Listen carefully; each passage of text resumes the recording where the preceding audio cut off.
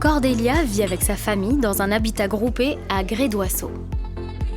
L'idée ici d'habiter ensemble à 3 familles, c'était de pouvoir d'abord accéder à cette qualité de vie dans le Brabant wallon. Et à 3 familles, c'est devenu réalisable.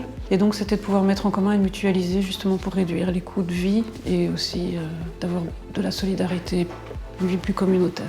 Et donc la voiture, elle est venue vraiment dans cette dynamique-là de se dire est-ce qu'on a tous besoin de 2 voitures ou pas. Et en effet, Cordélia utilise peu sa voiture, elle a donc décidé de la partager avec ses voisins.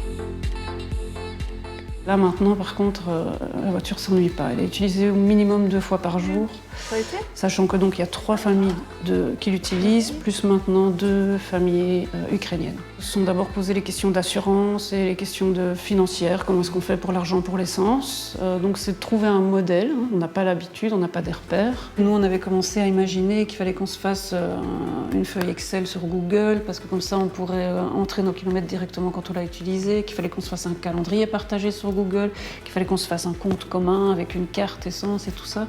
Donc on était en train de déployer l'énergie, et puis on est tombé par chance sur cette plateforme-là et ça a vraiment facilité les choses, ça c'est sûr.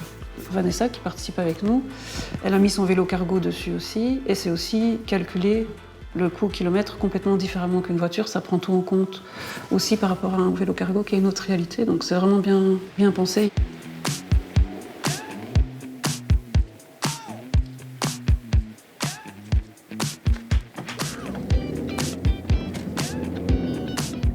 Chacun va payer son essence, mais l'amortissement de la voiture est partagé, l'assurance de la voiture est partagée, les taxes, les entretiens, le changement des pneus, toutes les réparations vont être partagées sur les 3 familles en fonction de l'usage qu'on en fait. Donc si quelqu'un l'utilise à 40% du temps, il va payer 40% de ses frais fixes. Donc oui, ça réduit quand même sérieusement les coûts. Hello. Salut, ça va? Ouais, J'ai vu que tu as réservé la voiture, du coup je te la mets là direct. Ah bah c'est plus facile. Bah ok, bah rentre un moment. Ah ouais, super. Ouais. Marie-Hélène habite à quelques centaines de mètres de chez Cordélia. Elle a lâché sa voiture et elle utilise depuis 2 mois le système de voiture partagée. Économiquement, je ne dois pas acheter de voiture. Au niveau pollution, moi je sais que les voitures en général, elles restent 90% du temps inutilisées. Au niveau convivialité, ça provoque des petits échanges. Ça nous connecte un peu plus. Ça nous connecte un peu plus, donc ça c'est sympa. En fait, j'ai encore besoin peut-être de la voiture un autre jour. Ben regarde, je sais pas du tout. C'est vrai qu'on a un petit système très simple qui fait que j'ai un double des clés, puisqu'on s'entend vraiment bien.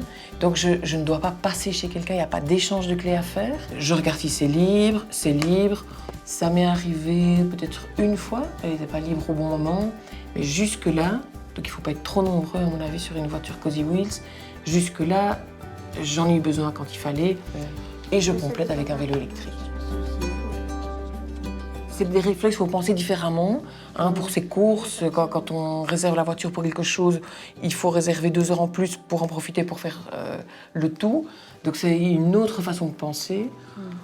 Mais voilà, une charge mentale en moins et plus d'organisation aussi, ça, il faudrait qu'on s'y fasse.